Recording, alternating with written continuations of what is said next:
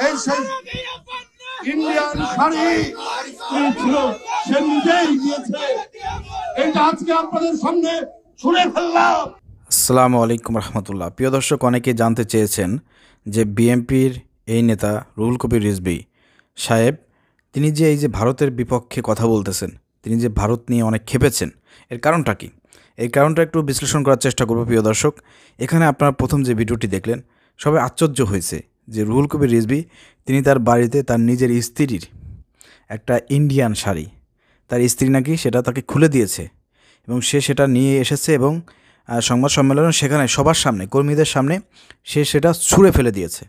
ভারতের বিপক্ষে কথা বলে, ভারতের আগ্রাসনের বিপক্ষে কথা বলে, ভারতীয় পণ্য বয়কট। চিন্তা করে দেখেন, বিএনপির একজন নেতা রুহুল কবির রিজভী, একজন পাওয়ারফুল নেতা, তিনি তার স্ত্রীর শাড়িটা ছুঁড়ে ফেলে দিয়ে বলতেছে ভারতের পণ্য আজকে থেকে বয়কট। এটা আজকে আপনাদের সামনে ছুঁড়ে ফেললাম। আর চিন্তা করছেন আপনি কতটা ভারতের আগ্রাসন বিরোধী বক্তব্য রুহুল কবির রিজভী দিচ্ছে।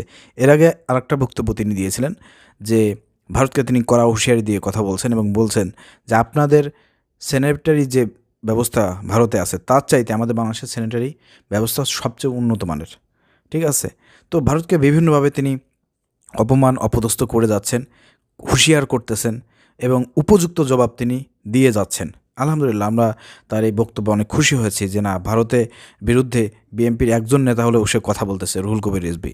প্রিয় দর্শক, এখানে পরবর্তীকালে তিনি কি করলেন, তার স্ত্রীর শাড়িটা খুলে ফেলে দিলেন এবং ভারতে পণ্য বয়কটের কথা বলে দিলেন। পরবর্তীকালে এই শাড়িটাকে পুড়িয়ে দেওয়ার জন্য তিনি নেতাকর্মীদেরকে অর্ডার করলেন, নির্দেশ দিলেন।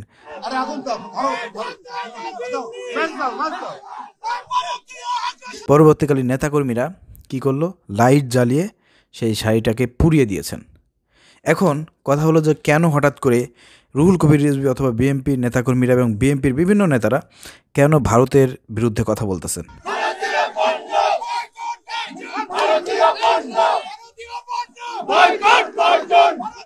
এটার একটা কারণ আছে প্রিয় দর্শক। গত কয়েকদিন আগে আপনারা দেখেছেন যে চট্টগ্রামে সাইফুল ইসলাম আলিফ ভাই, তাকে হত্যা করা হয়েছে। এসকনের গ্রুপ যারা ছিল এবং রিসেন্টলি আপনারা দেখেছেন প্রধান আসামি সে কিন্তু গ্রেপ্তার হয়েছে। কিন্তু আমরা দেখেছি ওই হত্যাকাণ্ড যারা পরিচালনা করেছে তাদের মধ্যে অনেক আইনজীবী ছিলেন। আইনজীবীদের পোশাক পরা অবস্থায় কালো প্যান্ট সাদা শার্ট, এই আইনজীবীদেরকে কেন গ্রেপ্তার করা হচ্ছে না? এই যে মূল যারা ছিল আইনজীবীদের মধ্যে, ওখানে 2000 আইনজীবী আছে হিন্দুদের, এদের মধ্যে থেকে আইডেন্টিফাই করতে হবে কারা ওই দিনকে 6-7 জন আইনজীবী ওদের সঙ্গে মিলে, এসকনের যে গ্রুপ ছিল, সন্ত্রাসী গ্রুপ ছিল, তাদের সঙ্গে মিলে এই কাজটি তারা সম্পাদন করেছে, তাদেরকেও গ্রেপ্তার করতে হবে। ওই অন্য অন্য এই ধরনের চুনোপিটিদের গ্রেপ্তার করলে হবে না, মূল তো ওরা।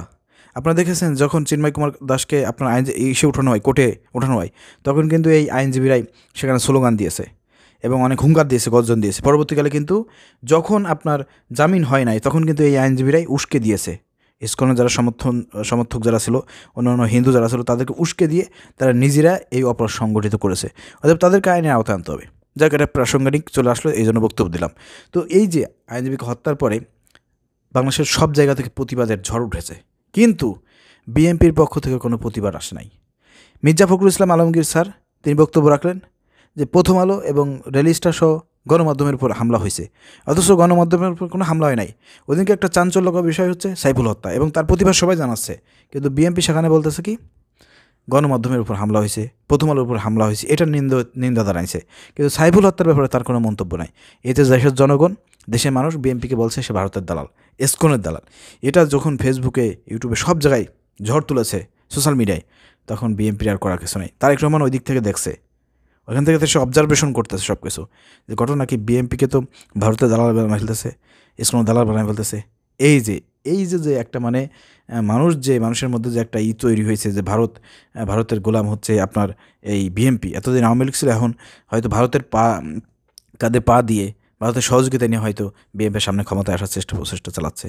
এই যে একটা মানুষের মধ্যে যে একটা প্রতিক্রিয়া এবং এই ধরনের চিন্তাভাবনা ঢুকে গিয়েছে, মানুষ এই কথাগুলো বলতেছে, এরা কিন্তু বিএনপির নেতাদের ভিতরে ঢুকছে এবং তারা বুঝতে পেরেছে না, এটা হবে না।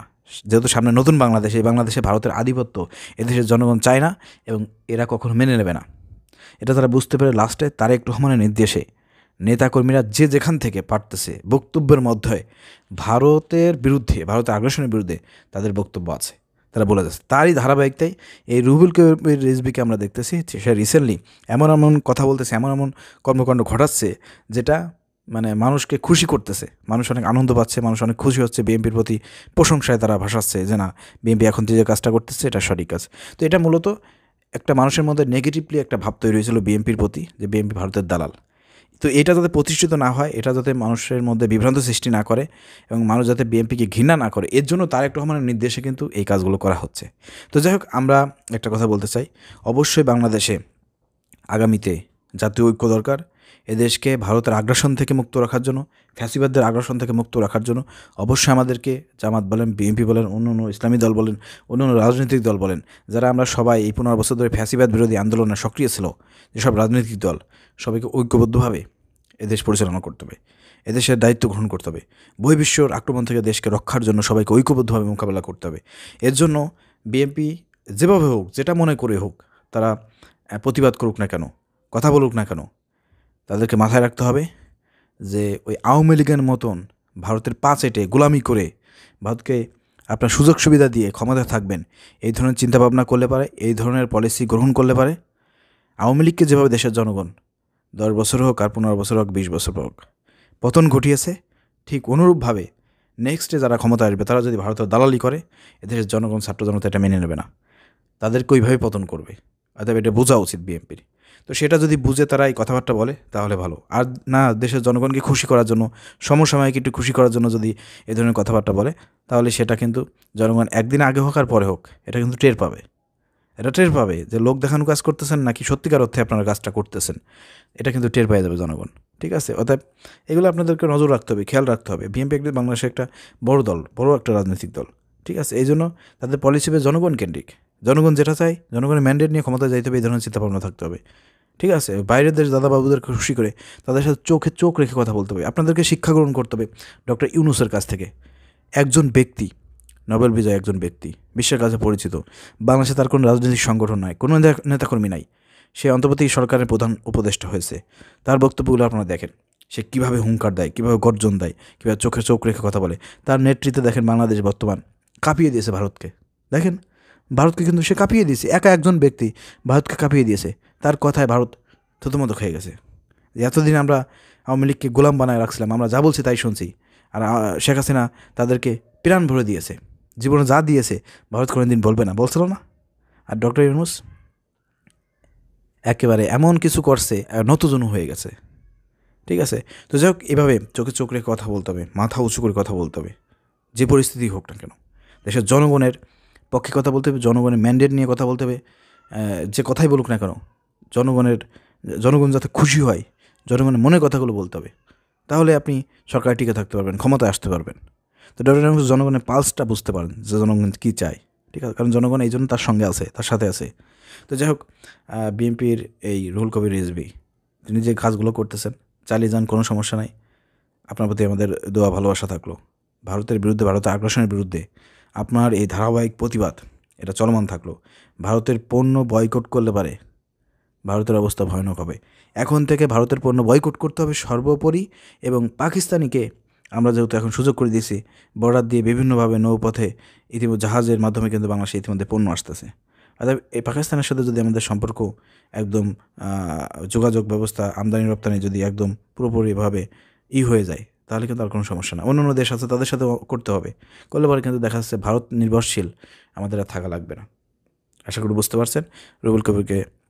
রুহুল কবির রিজভী স্যারকে অসংখ্য ধন্যবাদ এই ধরনের প্রতিবাদ করার জন্য।